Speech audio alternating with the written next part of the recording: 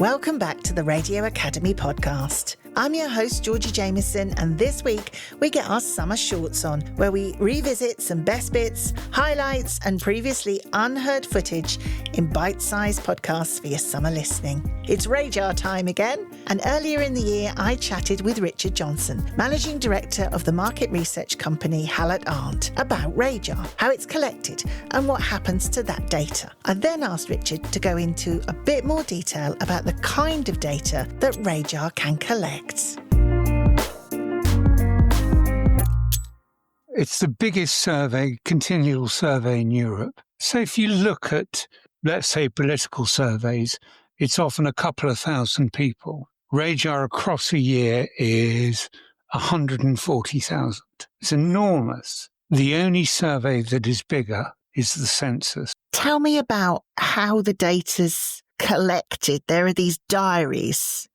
Right, so they collect it in three ways. There is a diary, which is a paper diary, which if you go to Rajar's website, you can see. And what you would do is every quarter hour of listening that you did, you'd mark it in your diary, the day and time. Then you'd also mark how you listened to it, online, FM, DAB, whatever, and where you listened to it, at home, at work, in car. So for every quarter of an hour, people have to provide us with this bit of data. So it's a big ask getting people to do this, and they do it across a week. They're the paper diary people. There's also a computer version of the paper diary, and there is also an app that collects your listening, which accounts for a relatively small percentage of the total number of people taking part.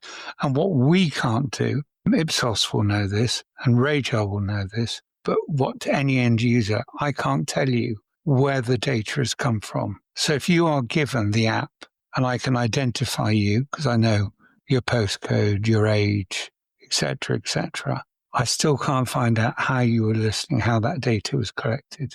And that's really to stop people going, oh, we do much better on apps than we do on paper, or whatever it might be. So let's remove that argument from the room and just give you the data. We're looking for hours listened, we're looking for reach, and we're looking for share. That's very much top line. There's secondary and tertiary things you can find out. And some of them I don't understand. One of the questions is, do you listen via headphones? I don't know quite what the advantage in knowing that is. Yeah, I can't really understand how a radio station, how that would benefit them. No, and I don't think it's important enough that I've devoted any time. If I asked Rajar, they'd tell me why it's there. But they also look at social media. And you'd understand why they collect data on Facebook and on Twitter, not as popular as everybody thinks. So one of the social media outlets that Rajar collect data on is, have you used Be Real in the last day, last few days, last week, last month, etc. So there's lots of data there that you might look at and just go, I don't understand.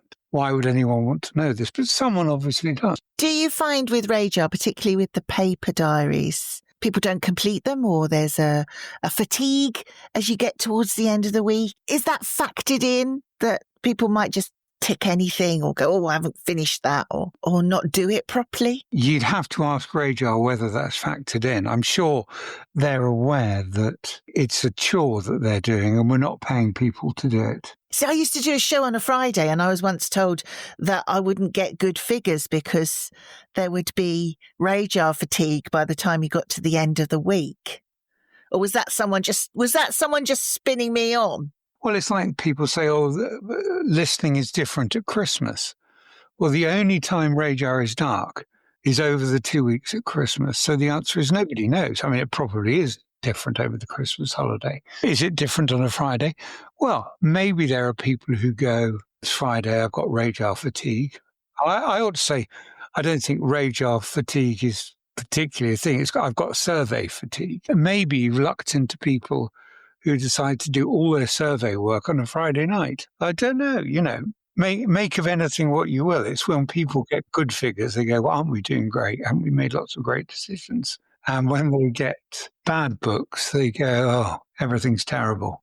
This is it, though. It's not, and I've heard this expression, it's not an exact science, but it's the best we have. Do you agree or disagree with that as a statement? Well, the only way to get completely accurate figures is to monitor everybody at all times, as to what, follow you around and find out exactly what you're listening to and write it down.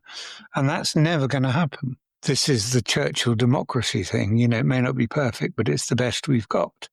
And it's a lot better than, some markets, they just go and ask random people on the street. Some markets do very thin sampling. I've just been looking at one European market, and the amount of data they collect is so thin that at a sort of top level, how many people are listening, it's probably fine.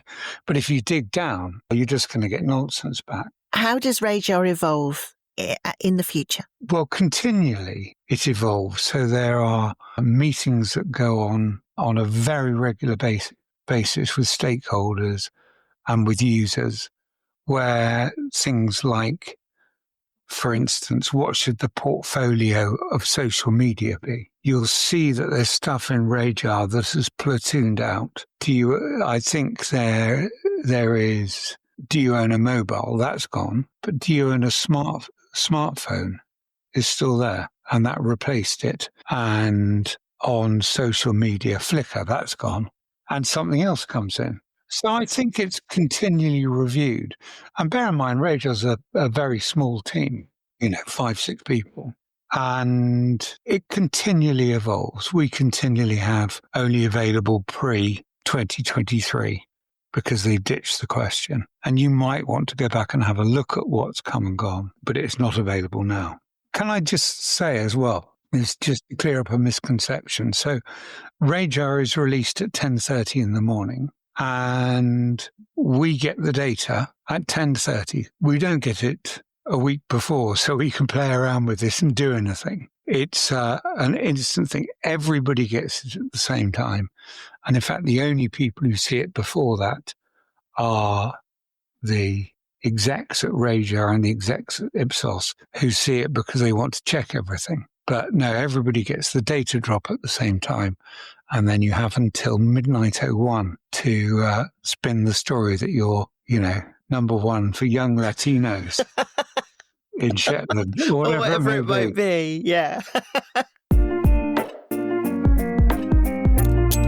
A big thank you to Richard Johnson, and good luck with your figures on Rajar Day. Come and join us at our Yorkshire Summer Social at Yorkshire Podcast Studios this Thursday, the 31st of July. It's free for Radio Academy members and £4 for non-members. Find out more on our website, radioacademy.org. And that's where you'll find all the latest news about the Radio Academy Festival on the 17th of September, and also how to apply or nominate someone for our 30 Under 30 scheme.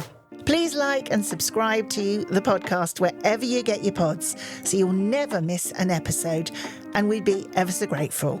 Thanks. Next week, in another Summer Shorts episode, I chat to the content controller of Fun Kids Radio, Lloydie James Lloyd, about their Fun Kids Science Weekly podcast live tour. I'll see you next week.